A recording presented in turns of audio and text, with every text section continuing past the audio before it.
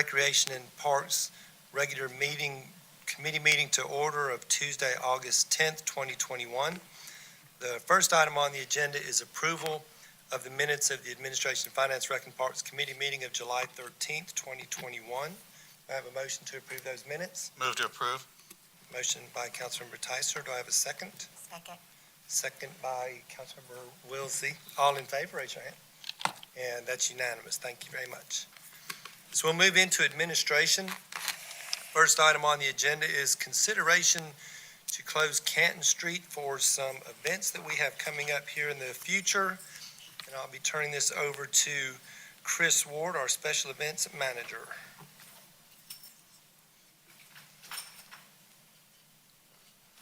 Good evening. I'm here to speak on a couple of, three different events for Canton Street Road Closures 2021. Thought it would be a bit easier if I put them all together and grouped them, so I'm going to go through them, and then we can go back and discuss them individually if you'd like. The upcoming events for the remainder of the season is one, Culinary on Canton. That is on 9/23/2021. That's a Thursday evening.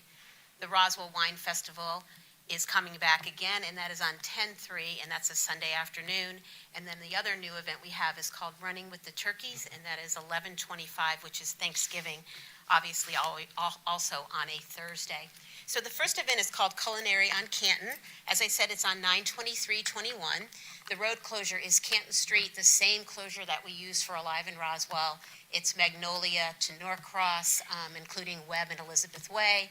The closure will be from 5:30 to 9:30 with the event running from 7 to 9. They're expecting an attendance somewhere around 2,000, and the staffing is 14 police, 4 RDOT, and 5 Recreation and Parks. This event is very similar to a tasting of, if you've ever been to one like that. They'll have individual tents down Canton Street on some of the parking that we use, like in Alive in Roswell, down Elizabeth Way, and if they need to, in the park. And they will have one lane remaining open, not open for traffic, but open if they need to have vehicles, emergency vehicles getting down. The next event we have is the fan favorite Roswell's Wine Festival, and that is 10/3/21. There's a road closure. It is all of Canton from Magnolia to Woodstock, including Elizabeth Way. But as you can see, there's staggered closings. So the first one begins at 8 and runs till 6, and that is Elizabeth Way only. And then our second closing will be 10:30 to 6. That's Magnolia to Norcross. And the final closing is 12 to 5, which takes you from Norcross all the way up to Woodstock. The event runs 1 to 5 p.m. They're expecting approximately 3,000 people. Staffing is 11 Roswell Police, 4 RDOT, and 2 Recreation and Parks. It's a little difficult to see, but there will be police stationed at all the roads, the side roads, and there is some access to get out through the back, but if someone really needs to get out, they're able to move cars out one at a time. The final event is our new event. It's called Running with the Turkeys. It is on Thanksgiving morning. It will be a Canton Street road closure from Magnolia to Woodstock and Elizabeth Way. If you notice, only the north lane will be closed. They will keep the south lane open, so when they run up, they will run up Canton, and they will go across Woodstock through the park and back and do what they call a switchback and run back in the same lane. The closure is 7:30 to 9:30 a.m. They are expecting 400, and the staffing is 17 police, 4 transportation, and 2 recreation and parks. And that's the map. So do you have any questions, or do you want to talk about any individually? Any questions from Ms. Ward? Councilmember G.B. Have any of these been run by the merchants on Canton? And also, when it comes to Taste of Canton or the culinary, will the restaurants that are existing be able to have tables out in front of their restaurants versus at different locations around the event? So to answer both questions, particularly for Culinary and Canton, we've had them, they've started to go up and down and speak to all the businesses. We couldn't tell them that it was a given yet because we needed to get it run past all of you. I was just reviewing with him, and all of the restaurants he's spoken to are very positive about it. As far as the tents, they'll just have a 10 by 10 tent outside with tasting little bites, and then it'll be paired with a drink, some kind of drink. We have El Jimador tequila sponsor that's helping them, so it'll be paired with a drink. As far as the seating, I don't think there's room for them to pull the chairs and tables out because the tents will be run up next to each other, and you do have to leave that one lane open for emergency vehicles. However, we could discuss putting tables down in the park there or on Elizabeth Way if that was a need. I don't think that was a question that they had often. I think they were just more excited about actually getting out onto the street. Yeah, no, I didn't really mean seating. I must have said that wrong way. I meant, so you've got Rockin' Taco, Lola's 1920, Loyal, Salt, and Zest, and the whole crew up down that way. Will they be able to put their table in front of their restaurant rather than having another restaurant in front of their restaurant? Their tent. Their tent. Their tent, sorry. Their Tent, tent. that's what I meant. Tent. That's what we're, Where they sorry. can, they will, but we just have to make sure that at which side of the street we pick, that'll have to remain open, so you can't start and then switch over because a vehicle couldn't get through. And is it only the Canton Street restaurants? No, they're gonna ask, they're starting with Canton Street, and then they're gonna ask, they're putting it out there to everybody. Okay, I just hate for one of the restaurants to have a competitor sitting in front of their We building. wouldn't, I see what you're saying, no, like, I wouldn't put Lola's in front of Salt or something like Yeah. that. No, that wouldn't happen. All right, thank you. Any other questions? Do I have a motion for these 3 road closures? A motion to approve by Councilmember Wilsey. Do I have a second? Second by Councilmember Palermo. All in favor, raise your hands. And that's unanimous. All right, thank you very much. Thank you, Ms. Ward. Thank you. The next item on the agenda is a consideration to extend the deadline for receiving the COVID-19 residential relief applications to December 31st of 2021 and extend the hardship time to November 30th of 2021. So as you all remember, we did 2 COVID relief programs, the business program and the residential program. The residential program is being administered by North Fulton Community Charities. It started out with $400,000. They've spent $198,000, so almost half of it. But the deadline for the hardships was June 30th, and the applications had to be in by July 31st. The agreement that we have with them runs through March 22nd of 2022 to be sure that they got all the paperwork done. They're still getting some in. COVID, of course, is still around and has some impact to our residents. They've spent about half of it, so they've done a pretty good job. So what we're requesting is to extend the application, the hardship deadline from June 30th to November 30th of this year to see if any more of those come in, particularly if there's some of the residents are having issues with being able to pay their mortgages on time and their rent on time. And then we would move the application deadline to 12/31, which is just like we did before, a month after the last applications are in, to give them more time to disperse these funds and to address any of the COVID hardships for our residents. So the agreement will still stay in effect, but we're recommending to change the deadlines on the agreement. Any questions? Oh, Councilmember Palermo? So the application deadline, that part's clear. And so I remember when we created that and we wanted to give just enough time for people to apply. And Correct. I think it makes sense to, I don't really have concern with extending that. I thought the discussion was when we had chosen the time period of 6:30, I thought that date was what we didn't want was for this to be out there and just basically so I guess what I have to do is actually, I guess I'll say I should have reviewed that meeting last time and prepared my thoughts. So I'll share it. It's just I thought there was a specific reason why we created the hardship time period the way we did, and I thought it was based on when we voted it. We did, and the reason that we did the original deadline was because when COVID was so strong at the beginning of the year and then into the summer, we wanted to make sure we reached the people that had the emergency. Right. And if it was an emergency, they would have gotten that in by then. We were also under the assumption that COVID would be going away or going down. It did for a while, but it's kicking back up. And because of that, we're seeing the hardship is actually extended farther than we were originally planning. So that's why in this particular case, we're asking to move forward. But we did have the conversation was, hey, if you've got the hardship, COVID's about over. Well, COVID obviously isn't about over. So we're asking to move that, but you're correct. That's why we had that conversation. I think we also chose to end it on June 30th because it was the end of the fiscal year. And I think there wasn't anything any more magic really than that. The fact that North Fulton's only managed to apply 198, roughly half of it, to me is pretty interesting. So they're either people are unaware of it or North Fulton's doing a great job of screening. They're certainly not throwing the money around, without regard. And so, with that, I'm supportive of the extension. They seem to be managing it, pretty well from just raw numbers. Okay. All right. Anything else? Do I have a motion for this item for the extension of the deadline? Can't I have a second until motion? somebody makes a motion. Oh, I have a motion from Councilmember Wilson. You want to second it too, Marie? You were taking Tyser's comment as a motion. I'll second it. And I have a second by Councilmember Judy. All in favor, raise your hands. And that's unanimous. Thank you very much.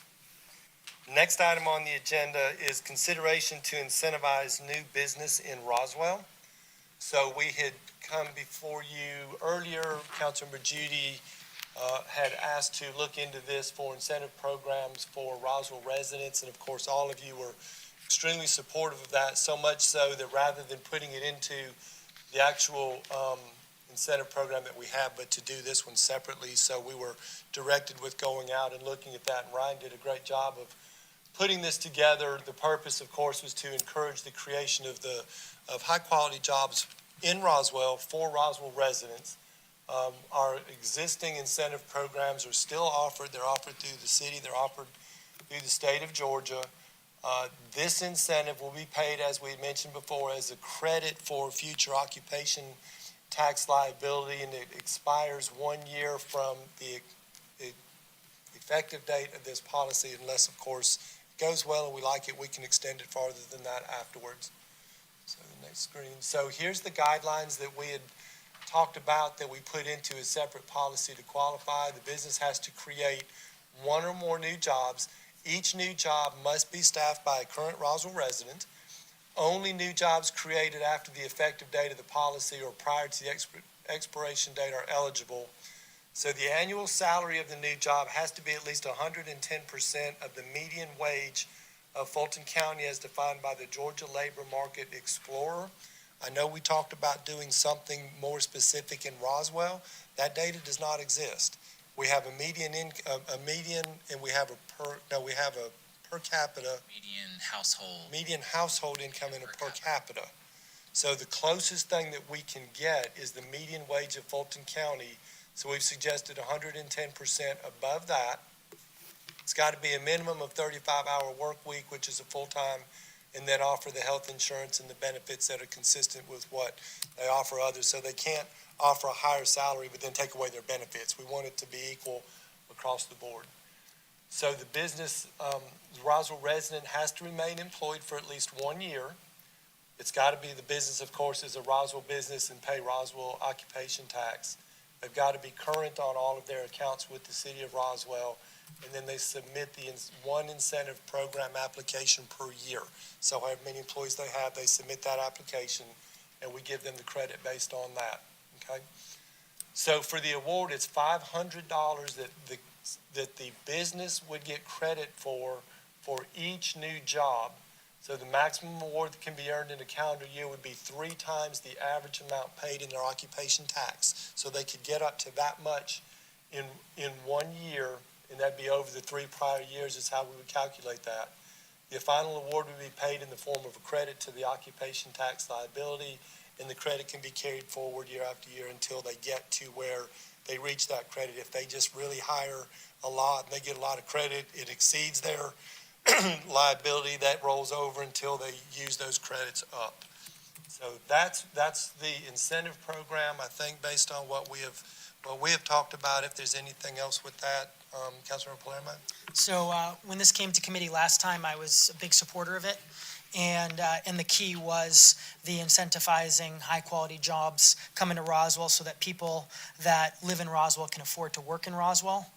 By using the Fulton County median income instead, that greatly changes it. So this is not incentivizing higher income jobs coming into it, and that's my concern. So I think, as I pull up even just on looking on Google, you can find what Fulton County is, you can find what Roswell is, and basically I think even we should be looking at so for example, if I just put into Google Roswell, Georgia median income, it shows the median income is $43,399. Whereas if I type in Fulton County median income, it shows it's $37,000. And so I have concern with giving taxpayer money to businesses, bringing in jobs where I don't see a lot of Roswell residents going and changing jobs for that when it's lower than what the median is. So I think we should be looking at either household or specific to Roswell or going back. That's where my concern is. Everything else that was stated I think is great, except for my concern only 110% above is I feel not where the incentive needs to be as from what I've seen of how Alpharetta looks at things as well as how Milton looks at things. Okay. Ryan? I could just add one thing, one workaround to that. We just wanted to make sure we were choosing a source that was easily accessible. And if that wage is too low, then what we can do is I guess you could tell us what wage you're looking at, and we could adjust the percentage so that we get to the wage that you think is the best wage for these jobs that would like to be created. So that's one way we could still stick with a easy, accessible data source, but get to the wage that you all feel like is the best to incentivize. Ryan, talk about the source that you were using, the Georgia Labor Market Explorer. So that is a report that's put out by the state, and that is the source that they use for all of the state tax credits for jobs that they incentivize. And I might have put the wrong terminology. It's actually the average wage of Fulton County. And in the report, it showed that it was a little over $40,000 was the average wage for Fulton County. So we were having issues trying to find something specific to Roswell that wasn't median household income or per capita income. So that was kind of the issues we were having. And we felt like if we use that data source, then we could just adjust the percent to get to whatever salary you all think is worth incentivizing. Councilmember Hall. I think that may work if we find what the differences are and just change the percentages. I'd be okay on that. What I'd like to talk about more is the perpetuity of the credit. I think that there should be a expiration date at some point instead of going on into perpetuity. I mean, I'd like to bounce that off of folks. So if they hire enough people, they can go up to 3 times. The maximum award would be 3 times the average that was paid over the last 3 years. So essentially, if it worked out perfectly, I guess, it could last up to 3 years with this methodology if they stayed roughly the same size and income level. If they keep hiring, then they keep getting more credits. Is that? Well, this is, We extend the they only program. can submit one application per year. And this, we're putting a sunset provision in here so that it would expire after 1 year so that we can come back to you all and you can decide whether you want this to continue or this is just a 1 year kind of program. So the credit would expire after 1 year, but the balance carries on until it's exhausted. Correct. And that balance can be carried on for perpetuity until it's exhausted. That's the way it's set up right now. That's my point. Yeah. That at some But it's only 3 times the average, so that should be about 3 years is the most they could do it. Unless they downsized for some reason after that. But we could set, I mean, that's all things that we could change depending upon the direction we receive from you all, so. Councilmember Judy. So I'd be fine putting the 3 years on that if that's what it works out to.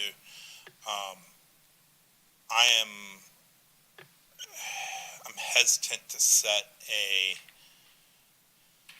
much higher number than the median that we have in Roswell. I mean, if we could say you got to hire $60,000, people for $60,000, or you don't get this. I feel like we're going to miss out on a bunch of stuff. So I think we need to be careful. If that number was in the low 40s and then we were at 43 on what Councilman Palermo said, and 45 is the number, then that's fine. It's still creating jobs for Roswell residents who live here, because they have to live here, in the city of Roswell.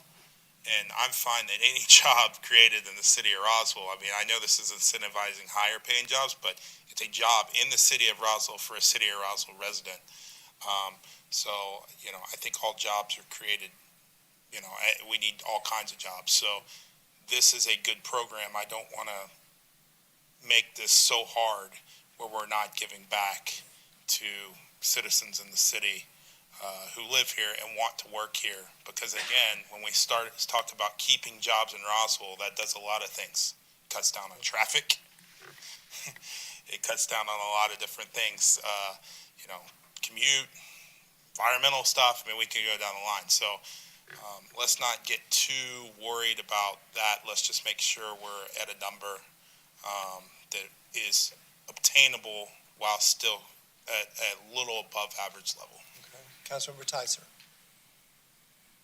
Thank you. I just want to caution us about overthinking this thing. If I were to draw a series of concentric circles, each circle representing one of the conditions that you have to get in this program, we start narrowing the population a whole bunch. So let me just give you a couple examples. Has to be a Roswell business, a Roswell resident. That business looks like it has to have been in business for 3 years in order to determine how much their maximum credit can be.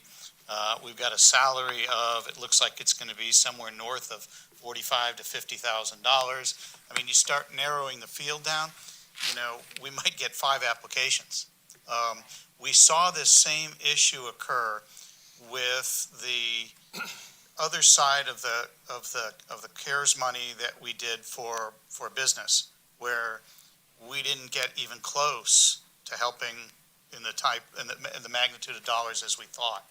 And so, I just don't want us to overthink this thing. And so, if you want to set the number at 46,000 of income or 50,000 of income, I don't really care. But just take into account the fact that you put so many conditions on something to qualify here that you might have taken a great program and narrowed it down to very few people who will actually be able to qualify to get it. So let's just keep that in mind as we go through this thing.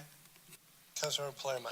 Thank you. And thank you for articulating that as well, because I think what is important is that we're helping bring jobs that are really higher paying jobs for Roswell residents. So that's something I think is absolutely important. That being said, I guess I'd want to look at, the circle of seeing how do we basically eliminate, another circle and make a circle bigger. And so can you, and I appreciate multiple of you kind of bringing it up. So how does it work for someone this is a great program, it's going to incentivize a new business chooses to actually open their doors for the first time in Roswell. That'd be an issue here. Is that right? Am I understanding that correctly? You certainly wouldn't be able to calculate the maximum amount of the credit because they haven't paid 3 years back average because they're new. And I might suggest too that we add something in there to clarify that, whether it can be up to 3 years average, or, so that it doesn't have to be that they have been in business for 3 years. Guys, do we, do we care whether an individual business brings in 20 high-paying jobs or 20 businesses each bring in one high-paying job? Okay? And so maybe that whole circle needs to go away. Maybe there isn't a maximum. Because I think we're trying to put a collar on something I don't think is going to exist. Right, I'd certainly say that for me, it's more important that these are jobs that are gonna be really attractive for Roswell residents with a higher salary, and a lot less important to me on what's the maximum. Right, Yeah. so if you wanted to say, if a high-paying job to you, give me a number, just any It's like number. 60,000. All right, let's say, just for this example, a high-paying job is $60,000. I don't really care how many of those you bring in. Let's open it up, and if somebody wants to bring in 20 of them, it's as good as 20 businesses bringing in one. And I'm not sure I care if it's a new business or an existing business. Again, your objective is bring in high-paying jobs. So don't narrow, there's two circles that can go away. Councilmember Wilsey. I was just gonna, let's just not lose sight of the fact that I think we want to help Roswell residents get jobs in Roswell, and we want to encourage Roswell businesses to offer jobs to Roswell residents and to create jobs. So I think like Matt said, let's not make it so hard that we're not benefiting either the business or the residents. Councilmember Hall. Thank you. So we had this program, or a version of this program previously, is that right? No, there was the current existing program kind of provided, it wasn't exactly like this.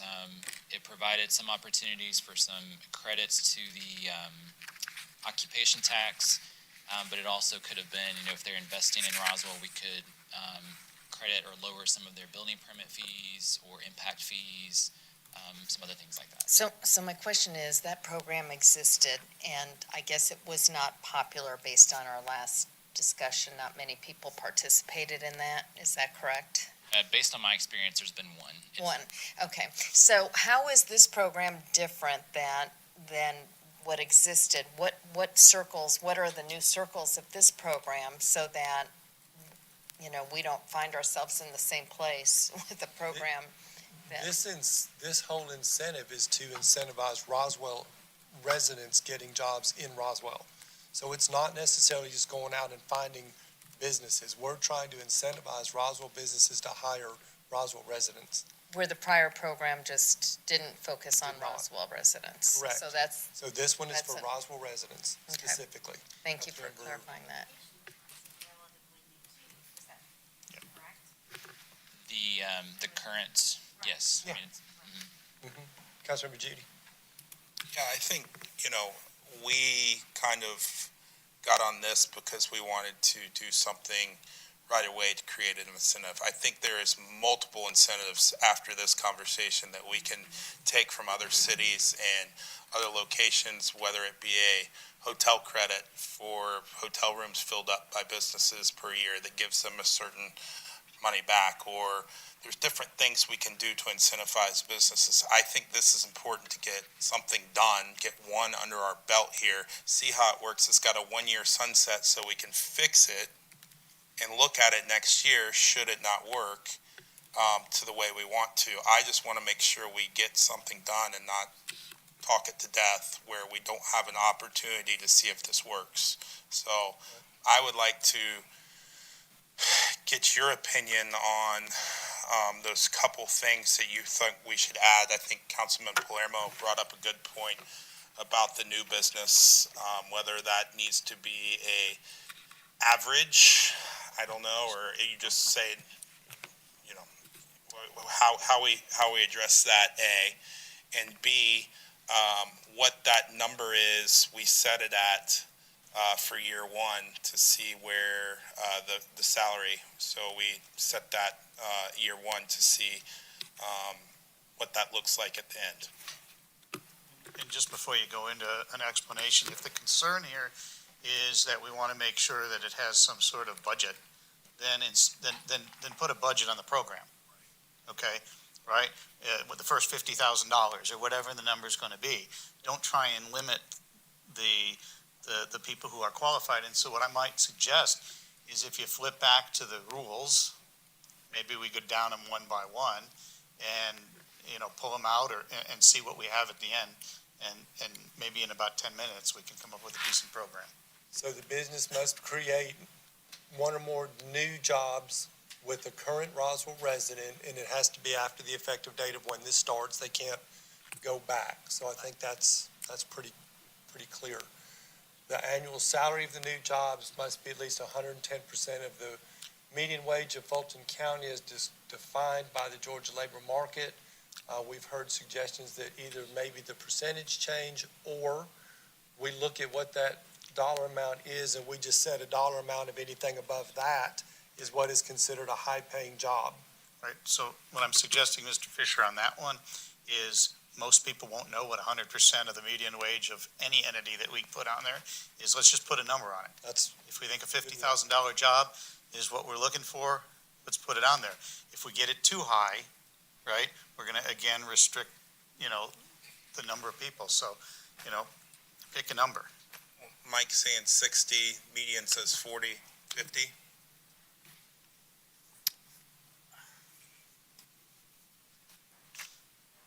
Councilmember Hall? I don't think that's I think we need to stick with the 110% or 120 or 130, whatever the number is, because what if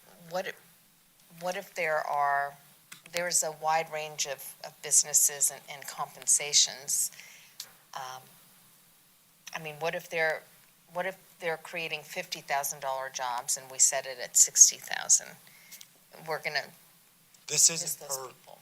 a type of job, is it? Yeah, this is one number. This is just the One number. average. But there's over- different industries that pay different amounts, so maybe one industry is not paying more than $50,000. But We're why we're overthinking this, guys. I think the big thing is we shouldn't be incentivizing Right. we shouldn't be giving an incentive which is basically taxpayer money when it's going to be paying an amount that's less than what a Roswell resident needs and what a Roswell resident earns. So that's where I think if we're going to give taxpayer money to these businesses, it should be for basically improving the salary and hopefully the quality of life of Roswell residents. So is there a number particular that you would like us to put in there and not use a percentage? Have we seen, does Alpharetta or Milton have any type of thing where they've judged and where they've looked at things like this? Alpharetta uses this exact one. They base it off what the state says, which is the 110% of the average wage of the county. Interesting. And because Milton's the one that I read about, and there was, I could bring the article. That's where I was surprised that ours is shown as in the 30s to 40s, because Milton, it was 69,000.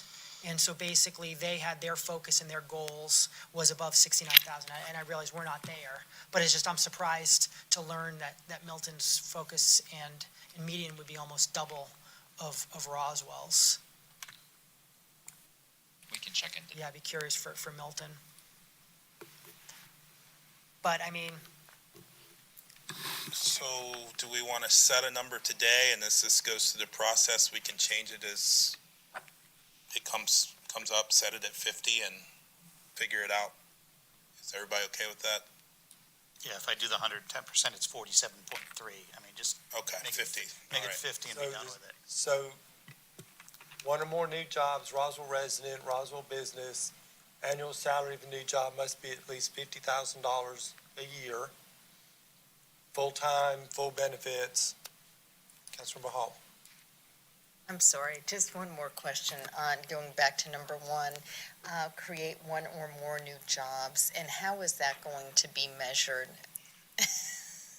That is something that, I'll be honest with you, we will have to, before we get to the final approval part, we will be figuring that out, how best way. And my plan was to actually contact the Alpharetta Development Authority, which manages their program, and kind of see what process and procedure they use to do that. But that's something that's still a work in progress.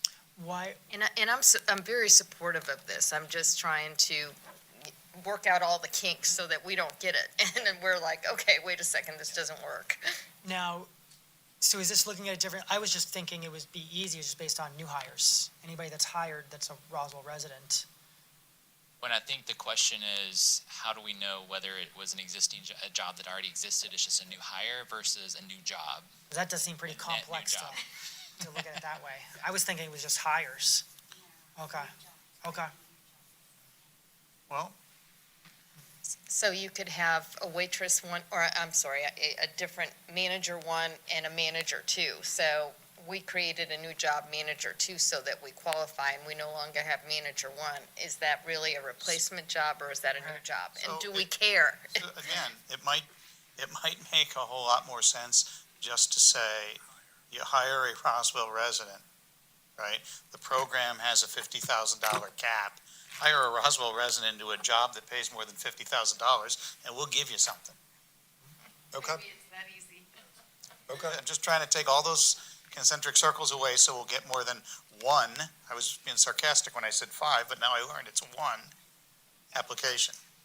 Now, didn't we say, was this the one, where didn't we say they had to stay there a year or something along those Yes. lines? Okay, thank you. So, I'm fine with that one because turnover, you want to avoid that. Right. You want to create a real job, not Yep. something that turns over. so the Roswell resident must be employed for 1 year. The business, of course, must be located in Roswell and possess a Roswell occupation tax certificate. It must be current on all city accounts, and it can submit the incentive program application once per year. Right. Councilmember Wilson. Yeah, so a question, what is the average occupation tax that's paid by a business? I mean, for instance, I wouldn't hit that $500 check threshold, but if I hired someone and paid them 60, would I be entitled to that credit? So this is the, looking at the full range of businesses in Roswell, and this includes the businesses that pay nothing because they are below the exemption amount. So if we look at the full range, the average amount is around $120. Now, but it's a credit for the future, right? Correct. Right. And let's also remember that the businesses that you're talking about that don't get up in there probably aren't hiring a lot of $60,000 or $50,000 people.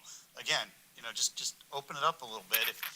And again, I suggest we put some sort of budget cap on it, just to be careful. We can always raise that cap if we have a lot, of success. So it's a new hire employee, take out the 3-year average, no max, $50,000 job or above for the position, 1 year for the employment at least, Roswell business license, all current in one application per year. And do you want to put a budget amount on the total program? Why is number 6 there? Number 6. That had more to do with the fact that if we were going to have to verify if it was a net new job.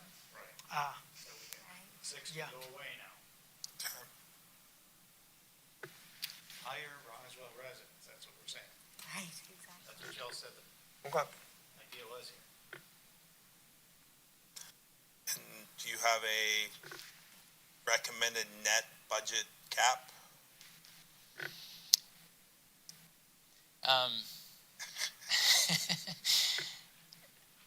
I think no, I don't. I mean, I think 50,000 seems like a reasonable starting point, and to see what happens with the program, that would be something that is easily absorbable. Yep. Be easily absorbed. So I think that's a good starting point, and if we start reaching that sooner than we thought, we could always come back to you, a committee, and say, it's 2 months in and we've already gotten to that point. Perfect. Get some with that? feedback. I mean, I'm even fine, again, I don't I'm care. fine with a bigger number. It's important to me that it's a real incentive to increase salaries in Roswell. So, let's say 75. We're going middle of everything. Let's go 75. Yeah. All right. And a $75,000 budget cap for the Got it. program. unless increased by, or unless adjusted by by mayor and council. Kind of goes without saying. Anything else? Because Have- how many, enterprise sounds like it's gonna be a new business. How many employees are they planning on, hiring? Did they share that? Oh, yeah, that could be our first taker. Yeah. They're Roswell, Yeah. if they're Roswell residents. Right, if they're Roswell Yeah. residents, yeah. Meet the income threshold. Yeah, Yep. cool. And so I just want to make sure we're clear. So we're saying any Roswell hire, it doesn't have to be a net new job. Correct. As long as they stay a Roswell year. resident. As long Yep. as it stays here. For 1 year. It does. Right. So we'll make these changes. Do I have a motion to move this forward to mayor and council? Motion. A motion by Councilmember Judy and a second, Councilmember Hall.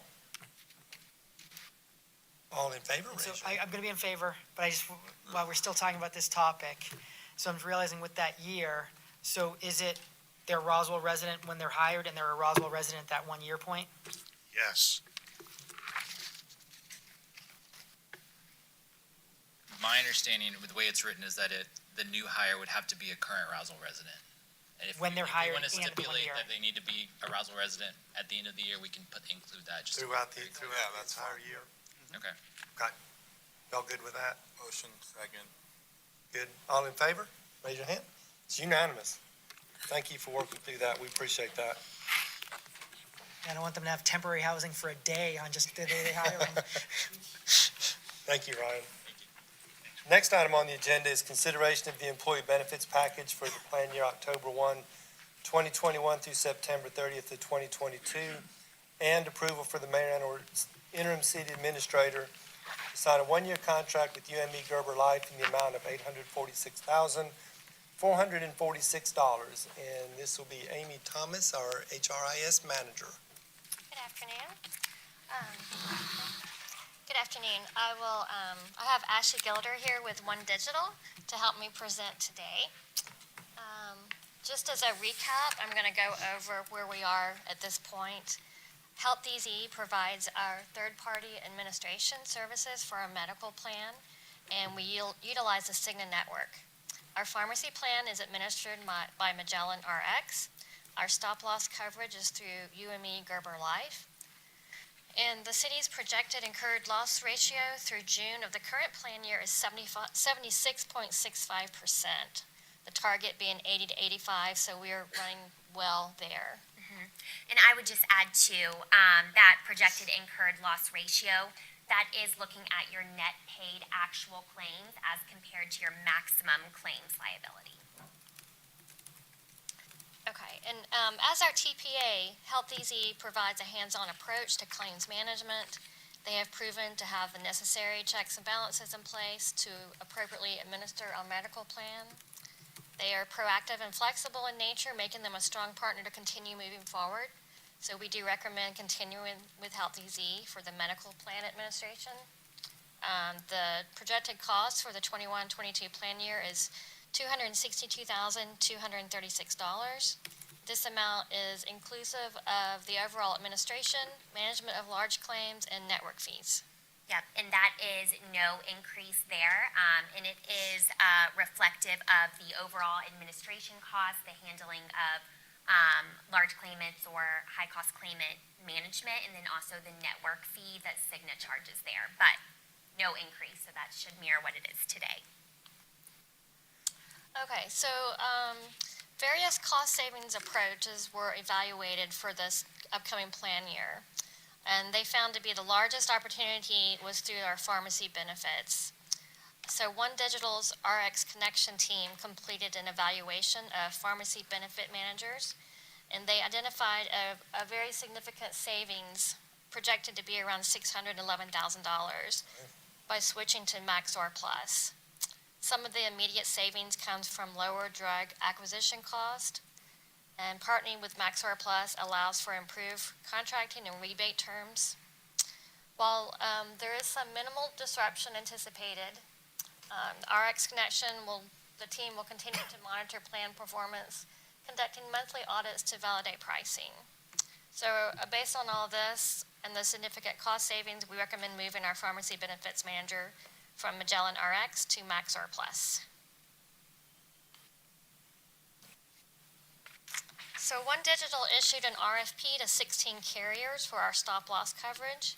On this slide, you'll see our historical premium loss ratio, which compares the stop-loss premium paid by the city to the stop-loss reimbursement received.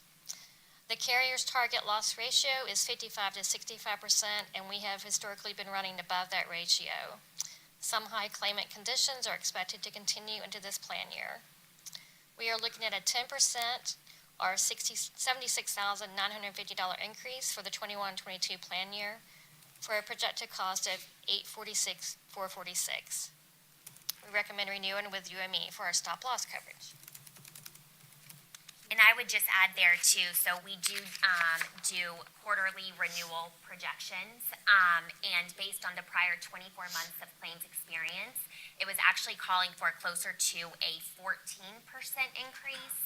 And so that 10% increase, it is so as to account for some of that stop-loss premium that's really been lost out by the stop-loss carrier, and then accounting for medical trend as well. So that we do feel it's a fair increase being issued there as compared to the market. And the only other thing I would add is on the stop-loss reinsurance, I'm sure everyone here knows, but just to point out again that the city's self-insured for medical costs. I think we're entering our 7th year of self-insurance. So, of course, what the stop-loss or reinsurance policy does is make sure that, we're not millions and millions over, because by saving those costs, we take on some risk. So. Right, it's providing protection for those catastrophic claimants.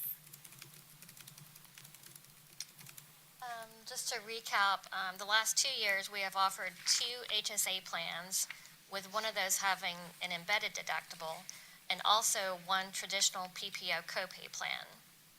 For the 21-22 plan year, employee premiums are set to increase an average of $15.30 per employee per month. This is actually the first employee increase we have had since October of 2018.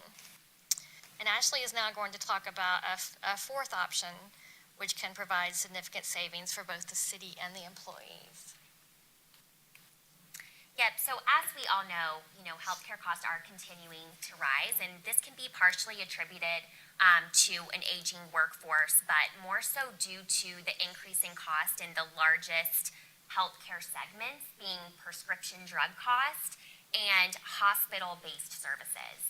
So on the prescription drug side, the city has proactively addressed those cost mitigation opportunities through the pharmacy benefits manager and then our pharmacy consulting team, RX Connection.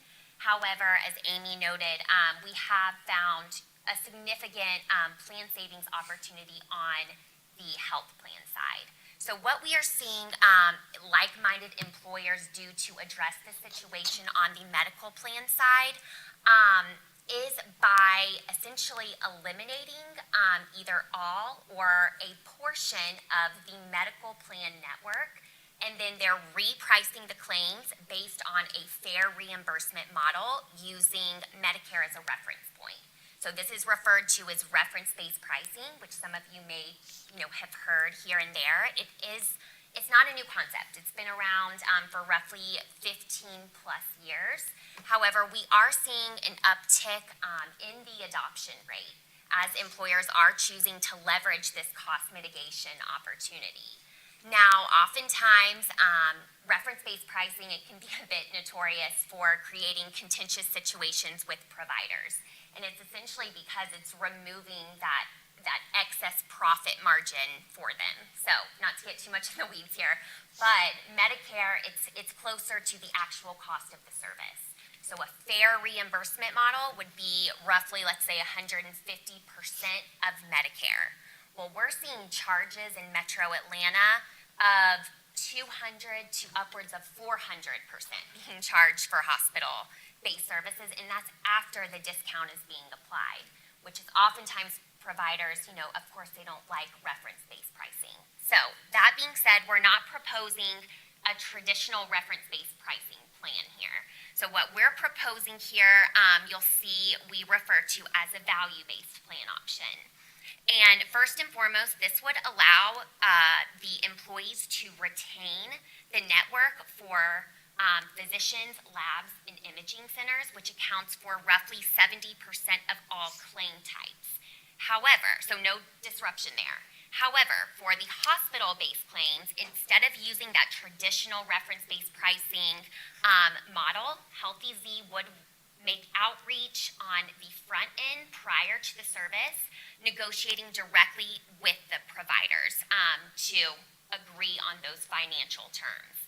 Now, should the provider not agree to the financial terms, or maybe it's an emergency type situation where Healthy Z cannot make outreach on the front end, they would revert back to that more standard reference-based pricing model, repricing the claims at the percentage of Medicare, and then should the provider balance bill the employees, Healthy Z would take over those negotiations directly with the provider, and the employee's exposure is still capped at that maximum out-of-pocket.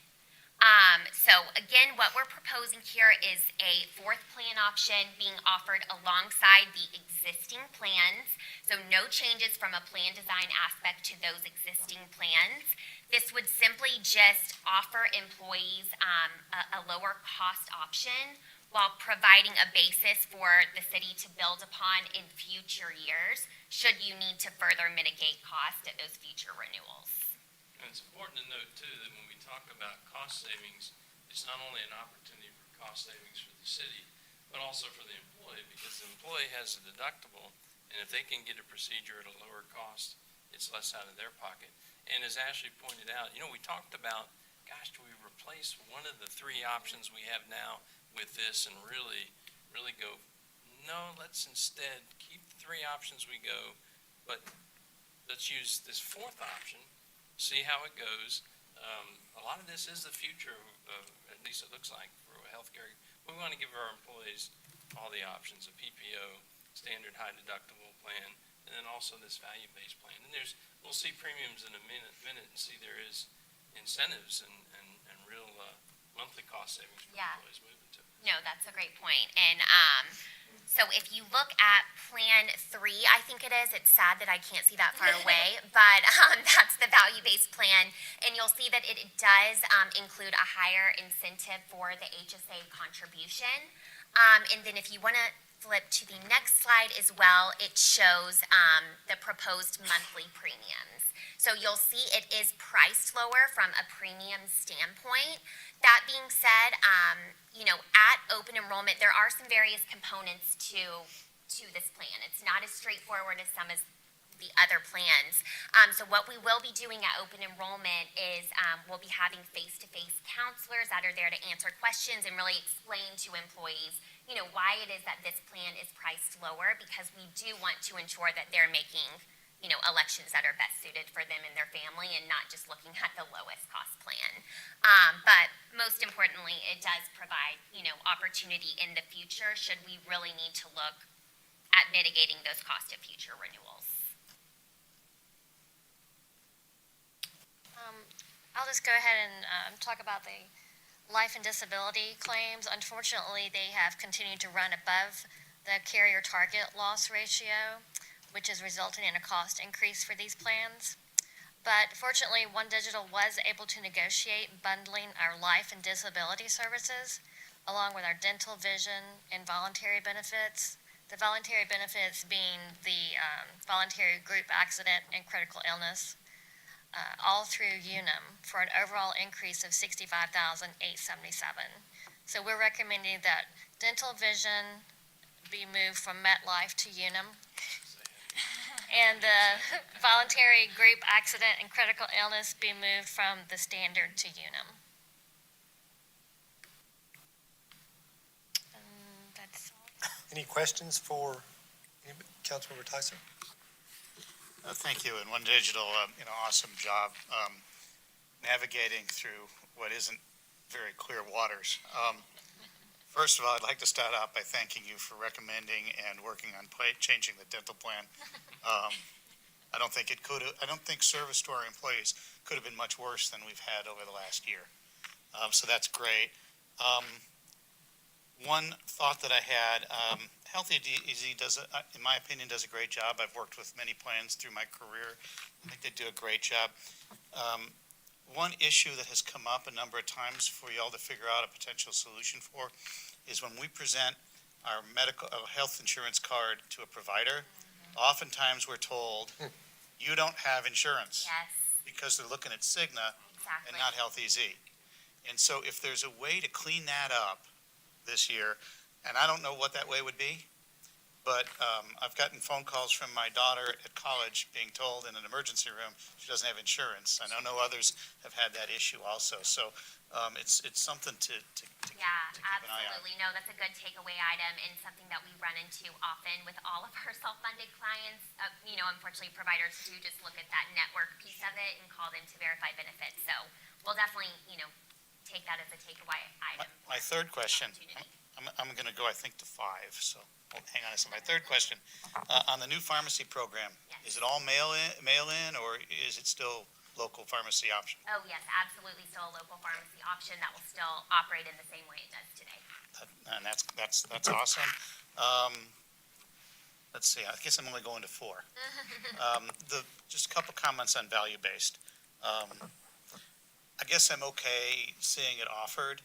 I have a big concern in the training and understanding of it, because providers, no matter what we do, providers will bill the difference to our employees who won't. It'll either be a spouse or somebody else who'll get that bill, right? They'll open it up. Yeah, There's instant panic because they now owe $10,000 for something, right. $3,000, whatever the number is, and they won't know, or they will have forgotten that Health EZ is there to help and make that go away. I don't know how you continuously remind them of that, but when you open that envelope up and their balance billing you, right? It's a horrific, especially for lower compensated employees. I mean, it can ruin them. I mean, they can't, No, credit histories go, yeah. It's still scary. yeah, and they might not know. Yeah. And so if we're gonna have a value-based option, we need to find a way to continuously remind them that this can be an issue. Yeah, not just at open enrollment, but targeted throughout the year as well. I agree. But we're still capped at our out-of-pocket. Yes. That's right. Okay. But again, the bill comes, Mr. Fisher, the bill comes and you don't know that you're Oh, yeah. capped and Right. they're not gonna, it doesn't work. Forgot to tell the spouse. That's good. Yeah, and I just don't want our employees to have to pay the price Yeah. for a good program. Yeah. That, because there's a fight going on between the value-based provider, right? And or the value-based, organization and the provider, right? And that's what happens, right? Yeah, we realize there's certainly gonna be more ongoing communication and management for this.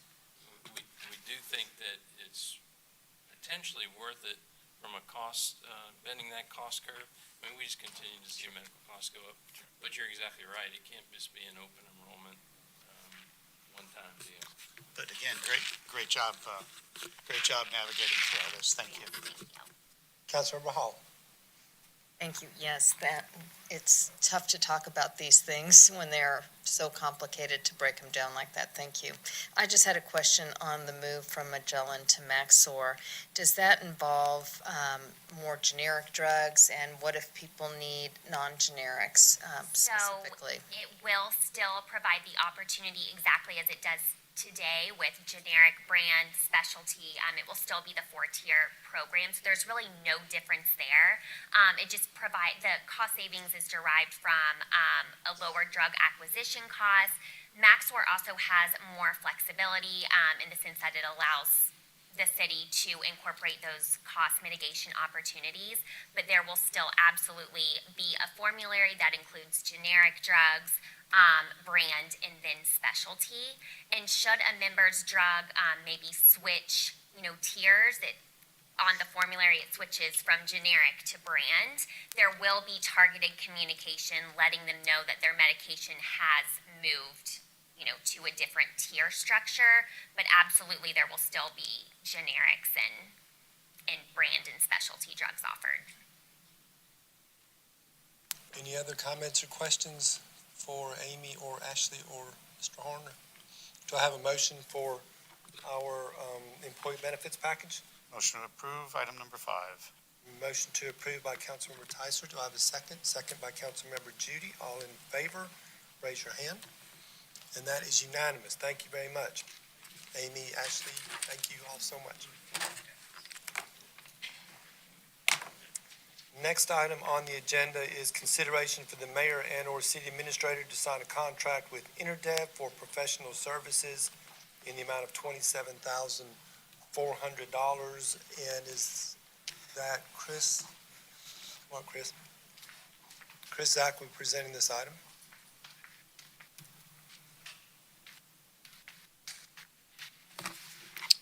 Good afternoon. I do not have a formal PowerPoint. I apologize for that. I wasn't quite sure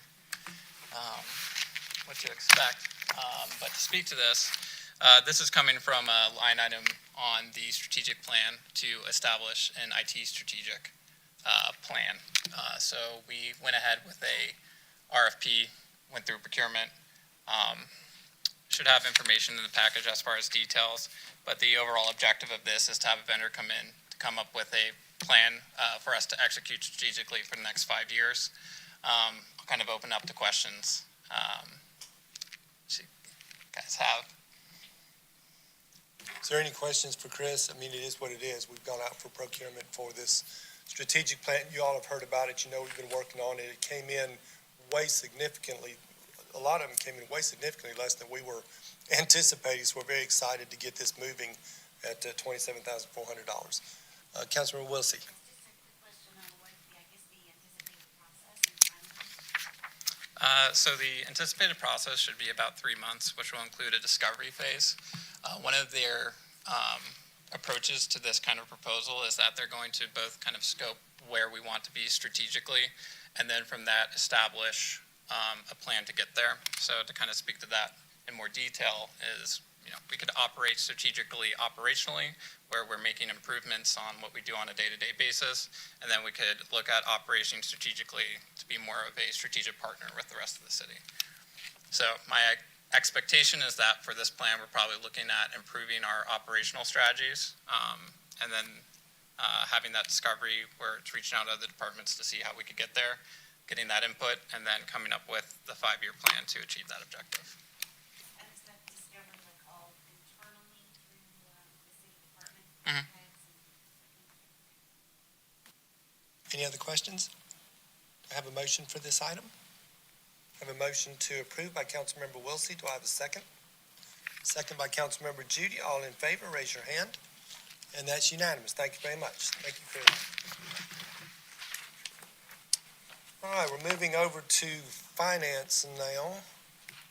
Item number 7 is consideration for the mayor and/or interim city administrator to execute a contract for the publication of legal notices and advertisements, which is considered our legal organ for the city of Roswell. I'll turn it over to Mr. Luckett. Thank you, Michael.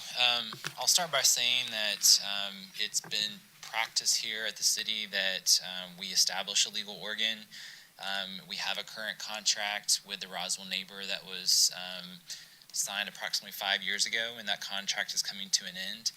I'll also point out that advertising in general is exempt from our procurement policy. Legal advertisements are.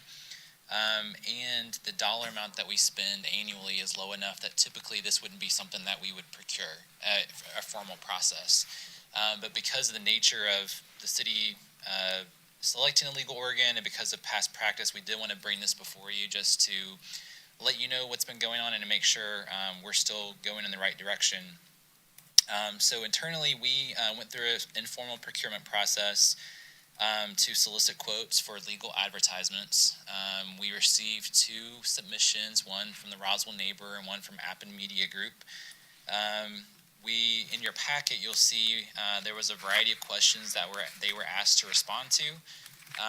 And when it comes down to it, looking at price and circulation, the Roswell neighbor had the lowest cost proposal at $10 per column inch compared to Appen Media Group, which is at $17.85 per column inch. And the Roswell Neighbor, in their response, provided a larger circulation at 19,550 compared to App and Media Group's 12,760. So I guess our recommendation would be that we would go with the lowest one, which is our current provider, the Roswell Neighbor. And if you all are good with that, we can actually take care of this process through the staff process. It doesn't necessarily require mayor and council approval, but we did want to bring it to you for guidance in case there were any other direction that you'd like to provide. Any questions or comments from Mr. Luckett? Councilmember Tyser. I just want to mention at this point, the city has a system that you can go into online. You can select which things are of interest to you or all things, and it will send to your email notices of every meeting, the links to the agenda, and all the kind of information that as a citizen you'd want to have for the kinds of things you're interested in. Frankly, it's so good that even though I'm on city email and you all send me notice of meetings, I use that system to let me know when agendas have posted, when meetings are being scheduled, because it's automatic and it's complete. And while that's not what we're talking about here right now, it's something that I think we ought to talk a little bit more about to the citizens and brag about, because it's good stuff. It really is. Okay, good, thank you for that. Any other comments or questions? Councilmember Hall. I just, how, do they reach all of these households? It's just, we get a numerous amount of emails that folks don't get notices at times. So this is their circulation. Do we have a percentage rate of or a measure that they actually reach those people? I mean, it's substantially lower. It makes sense. I was just wondering if we had some statistics. No, we don't have that, and we could ask them or find out if there's more information they can provide, but that's not something that I measure. Because if they're reaching 50% of that, then the cost is the same, if the others are reaching 100%. That's all. I just wanted to know. Yes, and I mean, as part of their response, they did say that it is delivered to single-family homes in Roswell city limits. It's also available online, but in terms of your direct question, no, I don't have that information. Councilmember Judy. I think that's pretty easy in the contract. You say you have to deliver to 19,550 homes each week. And if they don't, they're in breach of contract and we can cancel the contract. So that's an easy way to deal with that. Obviously, if you look at they're a Roswell company, and they are reaching supposedly 7,000 more residents. So I think, you have to go with that. And if we find they are not, then they're in breach of contract. We cancel the contract. Not to mention Elizabeth's here. So. Okay. Okay. Any other comments or questions? So this does not have to go back to mayor and council because it's well within what we can do. We want to bring this to you. Unless there's any other comments or questions, we're good with this item. Y'all good with this one? All right, thank you. Next item on the agenda, item number 8, is consideration to update the City of Roswell Minority Women-Owned and Small Business Enterprise Program Policy and Procedures. Mr. Luckett. Yes, so the city has a MWSBE program, and we have an accompanying policy and procedures that was adopted by mayor and council back in March of 2004. As part of that policy, it established a policy review committee, which includes several department heads, the city attorney, the deputy city administrator, the CDBG administrator, and as part of our effort to try and make this program function a little better for the city and for the people that are interested in participating, we are recommending a change in the way that the application process functions. So today, if someone is interested in joining this program, they have to submit a pretty lengthy application. That's just the City of Roswell's application to our staff and have to go through a review process. And we are proposing instead that we utilize state resources, basically the state program that's offered by the Department of Administrative Services with the state, as well as the Georgia Department of Transportation. They have their own process for certifying who can be a part of this program, and we're simply saying we would recognize anyone that has been certified by those programs as also being eligible to participate in our program. So essentially, the only change we're making is we're eliminating a separate entire application process. So we think it's going to be less burdensome for the business. It's less burdensome for staff to have to review the application. And it provides a much broader reach beyond just who is certified in Roswell. So, exactly. Councilmember Palermo. So I definitely like the sound of it. I just want to be sure. Is there a risk that for one of the Roswell organizations that it ends up being more burdensome to sign up and get certified through the state, or were you confident that it's not a more difficult process than the Roswell process has been?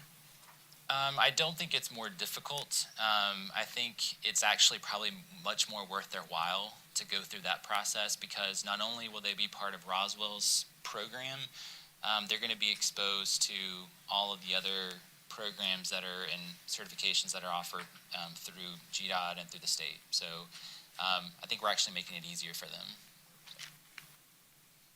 Any other questions? Do I have a motion for item number 8? I have a motion by Councilmember Judy. Do I have a second? Second by Councilmember Wilsey. All in favor, raise your hand, and that is unanimous. Thank you. And item number 9 for finance, presentation of the FY21 fourth quarter budget report. Mr. Luckett. Yes, so this is our fourth quarter budget report, so kind of giving you a wrap-up of fiscal year 2021. I will point out that these numbers are not audited, and there are some estimates in here because we're still going through the closeout process of our fiscal year. So just to kind of give you a broad understanding of how we finished out the fiscal year. So I'll start with, if you turn to page 6 of your packet, this kind of gives you an overview of the general fund. So from a revenue perspective, our 2021 final revised budget was $84.5 million. Our actual revenues came in at 88.9. So that was a positive revenue variance of about 4.3 million. Most of that came through as a result of sales tax as well as property taxes. And when I say property taxes, really referring more to our title ad valorem tax that we receive from from vehicle registrations, as well as the the revenue that's included in that category that has more to do with refinancings that occur and the fees associated with that all municipalities in this county receive a portion of. On the expenditure side, our final revised budget was $89.4 million. Our actual expenditures, 85.2. That is a positive variance of $4.1 million on the expenditure side within the general fund. On the next page, we get into our enterprise funds. So our water and sewer fund, our actual revenues came in lower than our projections by about $300,000. That has more to do with some of the separate meter fees and capacity fees that the system charges, not really about water usage itself. And we were kind of anticipating some of that because of the slowdown and some of the development that's occurred. On the expenditure side, our expenditures were well within budget at $3.8 million. On page 8, we get into the solid waste fund. Here, it looks like our revenues are below our projections by about $3 million. That's primarily because of the GFA loan that we received for the transfer station, and that project is ongoing, and we haven't been reimbursed because we haven't spent all the funding yet. So that's why you see that variance there. Same on the expenditure side. So our expenditures were 10.6, our budget was 15.7. Again, the big difference there being the transfer station that's currently under construction. Getting into page 9, it's our stormwater fund. Revenues came in right on target, and expenditures were about $800,000 less than budgeted. On page 10, we get into our recreation participation fund. Our revenues came in just under our projections at $5.8 million, and our actual expenditures came in at 5.2, which was less than the budget. And our Recreation and Parks Department's done a great job of managing that throughout this year to make sure that our expenditures stayed within the revenues that we were collecting as part of our recreation programs. On page 11, our Hotel Motel Fund, our revenues came in at $962,000. We had projected $1.3 million.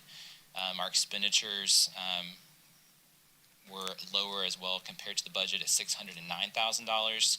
We were originally budgeted $875,000.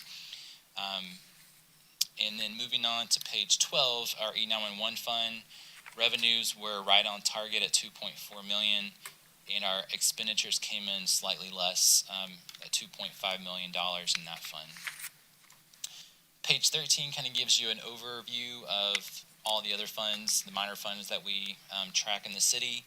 And then getting into pages 14 through 17, we give you an update on all the capital projects that are currently budgeted across the city, and provide you the current revised budget, the expenditures as of June 30, any encumbrances that are outstanding, and then the available budget as of June 30, 2021. So with that, I'll be glad to answer any questions that anyone might have. Councilmember Hall. Thank you, Ryan. Just a quick question, the expenditures, $4 million less, what, at a high level, what didn't we spend money on that we were planning on? That, on the general fund side, we are talking about, there was some professional services funding that didn't get spent, and that's the one that sticks out in my head, but we can get you more details about what's included in that, if you'd like. Okay. Any other questions? All right. Okay, thank you. Thank you, Ryan. Move over to Recreation and Parks. Item number 10 is consideration to review Friends of Bullock update on Bullock Hall's Orchard Hill Master Plan progress and Peter M. Abreu Memorial Gateway construction. I think our Historic Assets Manager, Dina Bush, will introduce this item. Good evening. They are by no means strangers to the city of Roswell, but it is my pleasure to welcome Mr. Bob Hagan and Ms. Pam Bensley to the meeting tonight to present an update on the Orchard Hill Master Plan and that progress. Mr. Bob Hagan, he is the current president of the Friends of Bullock, and Mrs. Bensley, she retired last year after 30 years of service as Bullock Hall Site Coordinator, and she is currently working on the board to help continue that support. So I will turn it over to them as they present what is currently going on with Orchard Hill.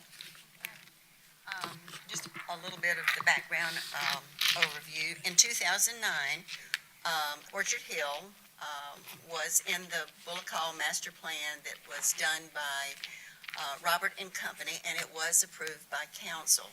This included the service yard that Friends of Bullock built, and the pavilion, the fireplace that Peter Abreu and Bob both funded.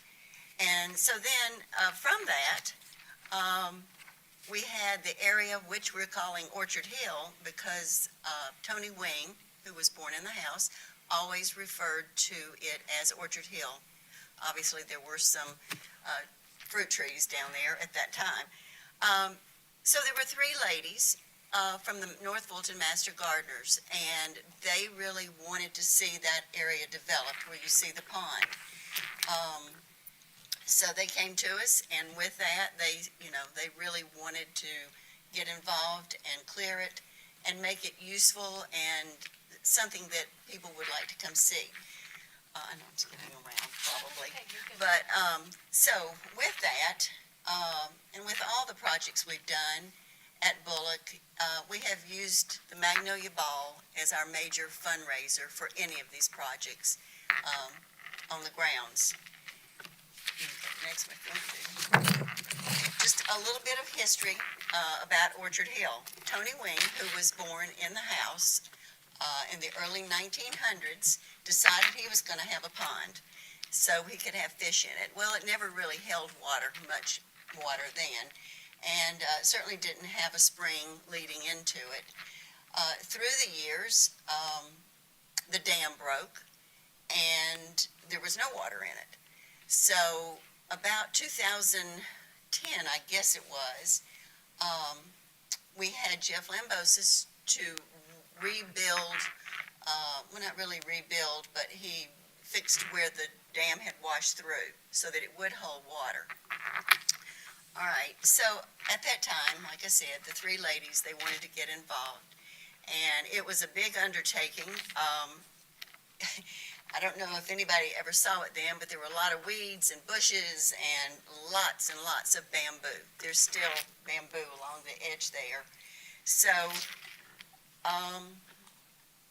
we started mowing and trying to cut all that down. The master gardeners got in touch with Independence High School. The coach there started bringing some of his class kids to help with this, and little by little, they got rid of that bamboo for the most part. Well, we decided that we would hire Elise Comier, she was with the Smart Landscapes, to do a plan for that area. It was to include a bog, cattails, a fern glen. We all wanted to make it where really families could come and enjoy it, that it would be an educational area. We had already put in a nature trail that was done by Charlie Cochran. He's since died, but he was with Big Tree Preserve down there on Roswell Road. So we already had that, and we just really wanted to enlarge the whole area. We wanted to focus on conservation.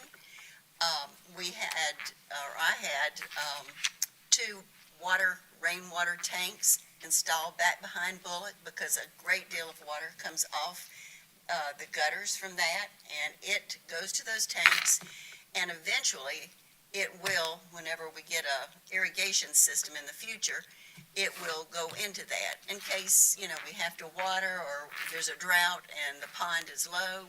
So that was what we were going to do with those water tanks. Also, we wanted to do rain chains. The little shed that's down there was built in the 1940s by Tony Wing. And just a few years ago, it was having some problems, so we got Jeff Lambosis to reinforce everything. And the master gardeners really wanted to have a rooftop garden. So it is now so that the weight can withstand dirt and everything else that we would do. Special events.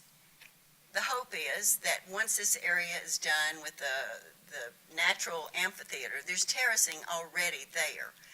It will have to be refined a little bit, but it's just a beautiful place to have an event. We had Moonlight and Martinis there year before last, and it was just wonderful. We had uplighting in the trees, which in the future we would like to see that happen. Also, they put in these cavities like from the pavilion, and that at some point will catch water and kind of clean it to go down to the pond. Everything drains down to the pond. I'm trying to think if there's any more about that. Okay. Go to the next one. Just to point out very quickly, the point of interest that we really would like to discuss this evening is a Memorial Gateway, which, just to give you some perspective in the site, is a location, the yellow circle, directly off of the service drive. We do have a master plan here that has been presented before, that we do have 2 copies if y'all would like to look. It's by Smart Landscape, and it's very, very involved. If y'all would like to look at that and pass that around, we have 2 copies on that. First of all, thank you for allowing Pam and I to be here. Pam is the vice president of Friends of Bullock, and I am the president of Friends of Bullock. As you know, Friends of Bullock has raised over $2 million in the last 30 years for Bullock Hall. They've done great things on that with the cooperation of the city, and we appreciate everything that the city has done in our partnership of that. It has worked out very well. I'd like to talk to you a little bit about the Gateway, and that we have requested to have that named after Peter Abreu. Peter Abreu was the director of the Roswell Historic District in the early 90s. I think most of y'all have heard of Peter and what he has done for the historic area of Roswell. He has been very instrumental in the beginning development and the support of Bullock Hall and Smith Plantation. The Abreu Foundation has been extremely generous to Bullock Hall and to Friends of Bullock for many, many years. Peter passed away in 2013, but his legacy still continues now. He was a true friend of Bullock Hall in regard of fundraising, and in fact, our 25th Magnolia Ball was an event that Roswell has never seen. He was the chair that year, and we held that on the grounds of Bullock Hall, and it was unbelievable. We made no money that year, but it was an event that we still talk about today, and Peter was the chair of that. One year, Peter alone contributed over $80,000 to Friends of Bullock for the ongoing preservation of Bullock Hall. He was a devoted community person. He was known all over Atlanta for what he does and what his foundation did, but his love was in Roswell. He lived on Coleman Road for well over 40 years. He loved Bullock Hall, but he also loved the historic district and was very involved in Smith Plantation also. He died in 2013, and we thought in 2014 he was so involved with Bullock Hall that we would name the entranceway after him. And as you can see on the entranceway, we would have a plaque on the entranceway where we could honor Peter and give him a memory and thank him for what he's done for Friends of Bullock. And it's up to the right on that. The pond has water in it today, okay? Yeah. And Peter was very, very helpful in that part of it too. But also 60% of this work has already been done over the past few years. And the budget that we're looking for, the next slide, is that we're preparing, Friends of Bullock has raised the money for, will be $22,000 to $25,000 to complete this entranceway. And we have been able to raise that over the past couple of years, and with our fundraising for that we continue to do. But we think it's a beautiful entranceway. We think it will enhance definitely Orchard Hill, and we're just very, very excited about it, and the Abreu family is very excited about this. We had announced this in 2015, after Peter, a couple years after Peter died, that this is what we would like to do to honor Peter and his contributions to Bullock Hall and the historic preservation for Roswell. He was known all over Roswell for what he did for this community, so not just for the historic area, but for the Roswell community. Our next, you've got that, okay. The city investment would be in infrastructure and structural repairs and the upkeep of the city property, which is what they do now. Friends of Bullock, as we raise money, we would continue to help in many ways that we can. You know, the buildings that Friends of Bullock has built on the grounds, we do help with the repairs and the maintenance of those now, even right now that we're doing that. And again, with a great partnership from the city of Roswell, and we do appreciate that. The benefit of this is that the inclusion of the entranceway will provide a visual anchor and welcome to the Orchard Hill area. It is on the little pathway there that you will see that right off when you come there. We do have one large tree that is dying that the Parks and Rec has worked with us on having that tree removed. The arborist has said the tree will have to come down, but that is part of the entranceway.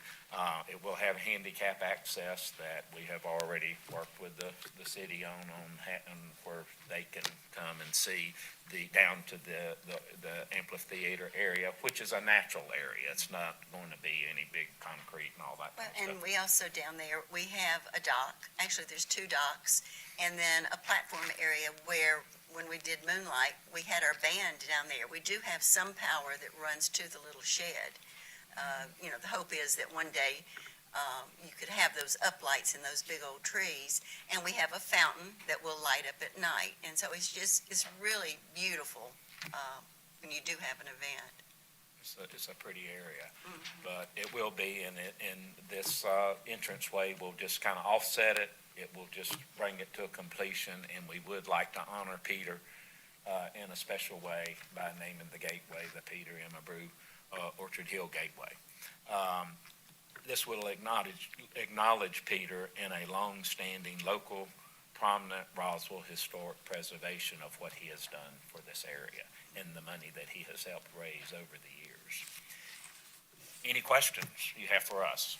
Anything for either one?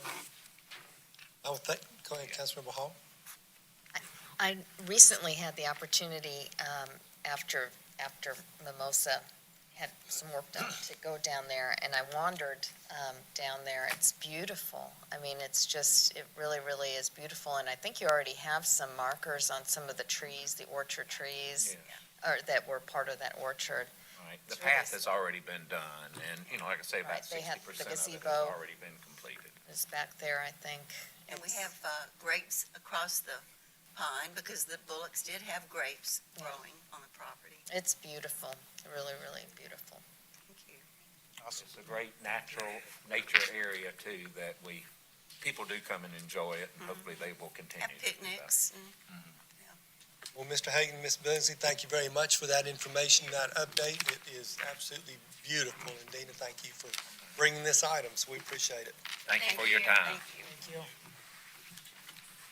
The next item on the agenda is consideration of a budget amendment to transfer special event production, special event permits, and film permits from the Administration Department to Recreation and Parks, Historic and Cultural Affairs Department under a new department division and budget organization. And I will turn it over to Mr. Leatherman to present this item. Thank you, Mr. Fisher, and council. It's great to be here tonight. We've been working over the past several months on evaluating kind of our service delivery and process related to special events in the city of Roswell. And as we've kind of gone through that evaluation process, we looked at a number of previous studies, as well as the Roswell's strategic plan on how are we looking forward into the future over the next 5 years to accomplish some of the objectives associated with the goals of this council for our community. One of the goals is looking at the Plant Moran organizational study and making recommendations for implementation of certain items in there, as well as looking at formal special events, programs, and staffing analysis to increase annual city events. And that really, those two items kind of drive us to this conversation of setting the foundation for special events and the delivery of special events in our community. And as you well know, we have Chris Ward and her division in the city, in the Department of Administration, as well as my staff that do a number of community and special events spread all over our parks, recreation facilities here at City Hall, as well as in our streets and neighborhoods and sidewalks. And as we really look at how do we provide that service in the most cost-effective and efficient way, we're making a recommendation to consolidate those efforts under a division in my department. That idea was born out of the Plant Moran study that really looked at special events. We did a lot of process mapping on how special events, whether it be a community special event like 4th of July, or Alive in Roswell, or then a permitted special event like our turkey trot. It's not turkey trot, but the turkey event that's coming in a couple of months here in November. And how do we bring those to fruition in our community? And the recommendation of the Plant Moran study essentially recommended to consolidate those efforts under one division within the Recreation and Parks Department. That also provided some other options to consider, which are the 3 bullet points at the bottom. We could continue the status quo. We could go the other direction of moving all special events into the administration department, looking at even creating a whole separate department. And our recommendation right now is consistent with the Plant Moran study of creating a new division within our department. And kind of driving into some of the details of why we're making that recommendation is some of the constraints that we see right now as we look at special events. And you'll hear me talk just a little bit about 4th of July, and I'll use that as our example. When we produce 4th of July, it takes one of our managers kind of out of their core function. This year, Allie was that manager. Allie Wade is our athletic services division manager. And starting at about December, we pulled portions of her time into that event production. So she kind of diverted some of her time and attention away from athletics and into special events, produced that special event, and then really the week leading up to it and about the day of, then about 30 of us show up and really do the execution of that event. We have competing sponsorship requests. We have transfer of staff time away from our core function, which I just described with Allie. On Chris Ward's side, with the special events in the administration department, we have a challenge of coordinated staff for pre and during and post event. And so Chris Ward is looking to other departments, and primarily it's my staff along with police and transportation to kind of enter into her world of event management right before the event starts, right during the event and post event. We also have competing sponsorship requests, meaning that we're going out into the community looking for the same kind of ask to sponsor 4th of July and Alive in Roswell, and it gets very confusing for our community. We have competing staff time and capacity for on-site staff. Chris Ward right now is a team of 2 with 1 vacancy, and so the bench is pretty short when it comes to a lot of events over time to be able to deliver those into the community. And then we have the cross-department coordination, which slows the approval process for people that are outside of the event. So those are all the problems that we're looking at trying to solve with consolidating this effort down into one division. And truly it goes both ways. As I start to look at how do we functionally produce events, there's this idea that, you know, as event producers, you can get better and better with each event that you do, whether it's 4th of July or Live in Roswell. And if we start pushing, which we have done, that event production into different managers, you start to lose some of the opportunities for growth and knowledge in our large-scale events. By consolidating these down, 4th of July, Live in Roswell, end of summer, under the event management of Chris Ward, I think we're going to be much better at producing those community events over time and delivering those for the community. But those are just the events that we're doing now. We've got to figure out the time and capacity when you look at the goals and objectives associated with our strategic plan of how do we build into more, bigger, and better special events, which is part of the goals and objectives of that strategic plan. And really what we're doing is recommending consolidating the base of all our special events to prepare ourselves to do some good evaluation on how are we executing all of our community events across the board. That's our permitted events, it's Alive in Roswell, it's Music on the Hill, our Cinco de Mayo events, plus then all of our community events that my department does, so that we really understand what is the true effort and energy that it takes to provide all of these events and activities under the brand of City of Roswell. So you have the evaluation of special events as a future goal of this division, consistent event managers to evaluate our annual events and create incremental improvements year over year, leveraging sponsorship opportunities for multiple special events. How do we start to package events across the city to be able to sell a broader based sponsorship opportunity, leveraging our vendor relationships and service delivery relationships, and then decreasing cross-department program and event conflicts so that we have that housed under one division where we know what's happening in our parks and facilities, we know what's happening in the streets, we know what's happening here at City Hall, and we can ensure that all of the activities that we're providing don't create problems for one another. There's also a concern about how do we compound large-scale events over time. And a great example of that is we've got the Wine Festival on October 3rd. We roll right into Youth Day that following weekend.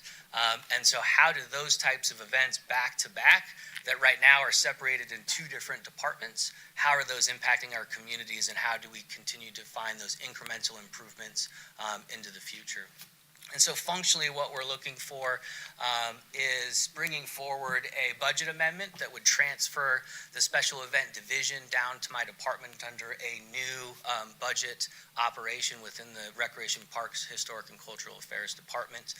The staff would continue to transfer as part of that, which would be Chris Ward's 2 vacant positions. And then I have 1 full-time position and an administrative support position that we would help support with that. So no new costs associated with this move at this time. It's really about consolidating those efforts into one division under the department.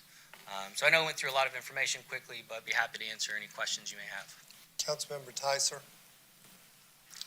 I feel like we need to ask you some questions, Jeff. Sure. Last night, or first of all, continuous improvements important for all organizations. And so, last night we made a change with the park police to move them to the place where they're going to be the most effective and efficient. I see this as another one of those kind of moves. And then on the theme of removing excess circles for tonight's meeting, here's another one. So, you put these things together, you got less places that you got to go to get something done. So I applaud you guys for working together on this to come up with a solution. Sure, thank you. Councilmember Hall. And how does Chris Ward feel about this? Well, Chris. Yeah, exactly, yeah. So excited. Well, she got all the short bench. That was the problem, right? She can tell you how she feels, or I can tell you how she feels. It doesn't really matter either way. I'm very thrilled about it, actually. Yeah, thrilled. I don't use that word a lot. I'm very thrilled about it. Since Katie has left, they have helped me out tremendously. And just that alone, I didn't know what I was doing on my own or with Katie. And their support has really, I'm by myself, and it's really made it easy. I just used the example, there were banners laying on my floor, and Rusty came in and said, "Who's hanging those?" And I said, "I am." And he said, No, you're not. And he scooped them up, and they were magically hung. So for me, just the support alone and the understanding of events it's so easy to talk to them all because they all do events. So it's so simple to speak with them about it. They know what the needs are. They know how they run. They know, beginning, middle, and end. And so for me, I think it's the right move. I mean, I'll miss Michael in administration. He's the only person I've ever worked for. So. That's right. But, yes. So that's it. Councilmember Wilsey. Yeah, I just want to say, thank you, both organizations, for the great events they put together. I know sometimes there's a lot of confusion out in those times and where you go for one thing versus another. And you also do coordinate a lot with the police and the local businesses and Comdeck. So I think that this is an opportunity to make you all better together. And now you can just go to Mr. Leatherman. Yeah, right. And I can just go to Mr. Councilmember Palermo. Excellent. So prior to making this move, if someone wanted to host an event and they were trying to decide between City Hall and Roswell Area Park, that'd be two separate, would that have been two separate? Not if Or it what was would a that have looked permitted like? event. Not if they were coming to say to me, "Hey, we want to put the wine festival on," then they'd come Right. to me. But I would have to go speak with Jonathan King or Rusty Okay. if it was in a park. And the reality is there could have been two passive entry. I think to your point is you could have called Chris and she potentially would have redirected you to Jonathan based on the criteria and details of the questions that you were asking and vice versa. And the intent with this move is you just call the special event division and then we can figure out on our end who all needs to be involved. Is it a park-centric piece where we have policies associated with that, and that kind of drops into one bucket? That for all intents and purposes, the vast majority of our event managers, they don't necessarily understand that difference. It's important to us as it relates to kind of operationally, but from a production perspective, it's a little bit less important. They need to understand what the rules are. Yeah. And that's kind of the gatekeeper, depending on where those things are, it's kind of that rules that define the function within the event. Yeah, so, The organizer wouldn't have known the difference. If Right. it's a permitted event, they would have called Chris, but that's where she went into her action, because if it wasn't a park, she had things to do to handle that pre-event, but then turned it over. And then Rec and Parks does what they do to handle that event. But internally, it just wasn't easy. They made it happen. And that's why closing that gap and getting it all housed in one roof just makes a lot more sense. But now the organizer rarely knew how much running around went on inside the walls. Sure. Yeah, that makes sense. I think there's definitely a lot of synergies and benefits. And then I guess my kind of question or only concern would be pre-COVID, we had discussions, and Chris, I know you're very aware, we had discussions at committee of really aggressively wanting to have more events and more of just great reasons for Roswell residents to be outside, having fun, being proud of where we live. And so hopefully as we come out of COVID, we're going to have a lot bigger focus on increasing the events, making it easier, et cetera. And I guess my only concern would be with Park and Recs having so many different things going on, making sure it's not getting lost and that's staying a priority where you're having a voice and working with council on how we are increasing, making things easier, et cetera. And what are your thoughts there for either one of you? Well, my thought would be that if I move over there and I have a little more staff, I would actually be able to manage as opposed to actually doing it all. So for me, that would be part of my job, is to maybe start to begin to go out and look and work with some organizers that I know from other events and say, hey, would you like to work with us on that? So from my perspective, it's a win-win, because it'll give me a little more ability to go research and maybe find other events that we don't yet do. And I think I look at that key objective 8 of creating that special event program, increasing the annual special events, is right out of the strategic plan. And the biggest struggle that I have, and right now that crosses both admin and my department right now. When you look at that key objective, now it solely puts it in our lap and says, okay, we own this piece now. From an organizational perspective. And so the consolidation of the information, including budget, including the event management, starts to build that foundation. When I think about that foundation, it's what are we doing now so that we can figure out, okay, what's that capacity of 10, 20, 30% increase, and what potentially should we stop doing so that we create capacity for something that's better. And it's much more difficult to do when it's bifurcated across two different departments.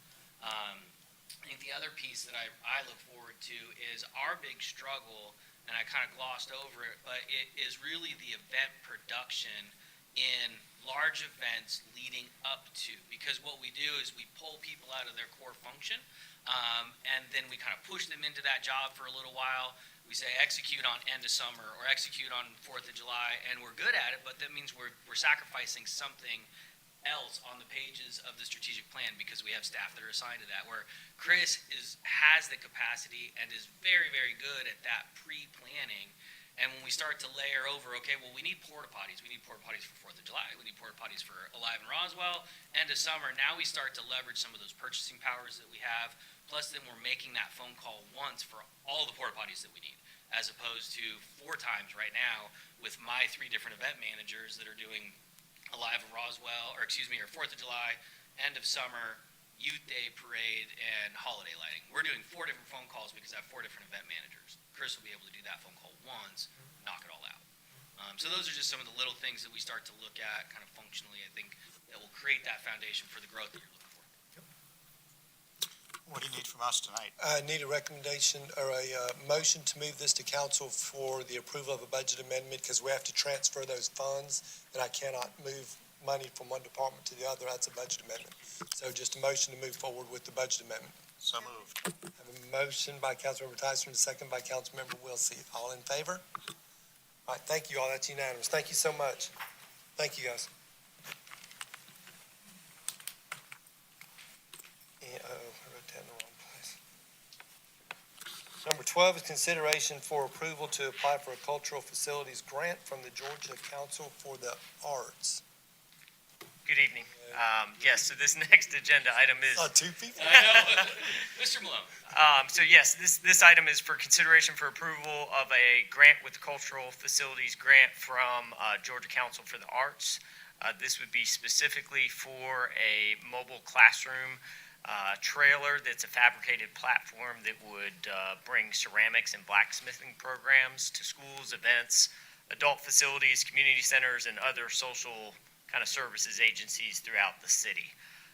As it stands right now, the grant application would require a one-to-one match. So the total project cost would be $35,000. The grant would be $17,500 with matching funds coming out of the grant match contingency fund. So tonight we're asking for approval to move this item forward. Any questions? I have a motion. I have a motion by Councilmember Judy, a second by Councilmember Hall. All in favor, raise your hand. And that is unanimous. Thank you very much.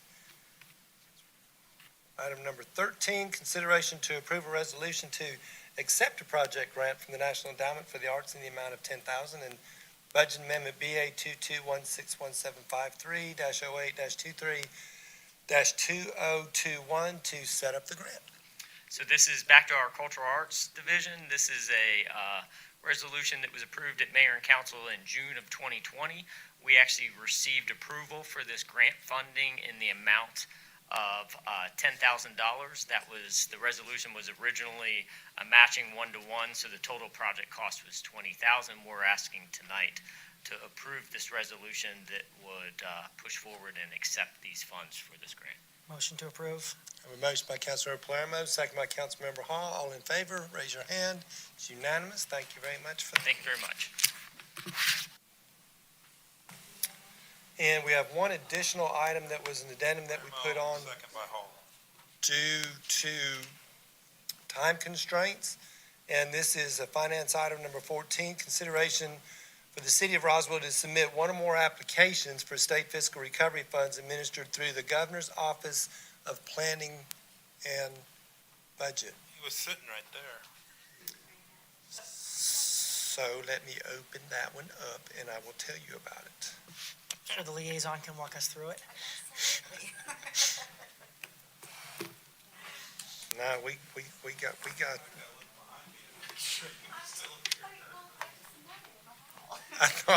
I thought he was too. We got it right here.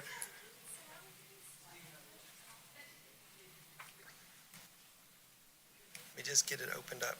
So the state received, of course, a lot of money, as you know, for the Americans Rescue Plan Act funding. It was enacted in March of 21. They have opened up an application period for grants with approximately $875 million to the state agencies for local governments, industries, and nonprofits. The application period is August 1 through 31, and awards will be expected in October. We want to check particularly with our recreation and parks, with our environmental, public works, and transportation to look and see if there are projects that we have available or that would be worth sending in an application to, but we need that approval to make that application now. We're going to go ahead and start working on any applications that we deem appropriate, even though we don't have the approval yet to apply until after the council meeting. But we have time to do this meeting and a council meeting if you all approve giving us the ability to apply for those grants. So we have a motion by Councilmember Hall and a second by Councilmember Wilsey. All in favor, please raise your hand. And that passes unanimous. So we're moving over to, well, that we just have to have an official approval so that we can do that. And we can go ahead and start working on it now. You could have handled that. And then Yeah, yes. only other action we have is to call, oh, you're recording, aren't you?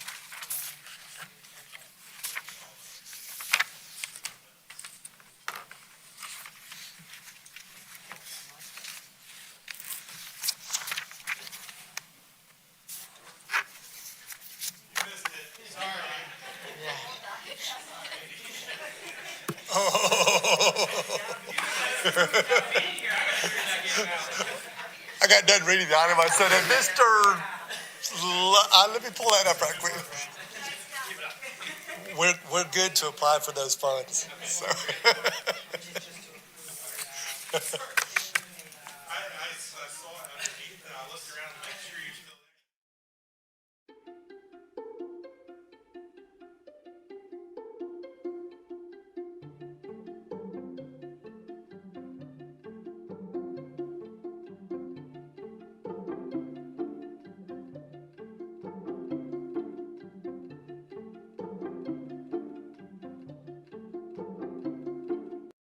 Public Safety, Public Works Committee for Tuesday, August 10th, 2021, to order.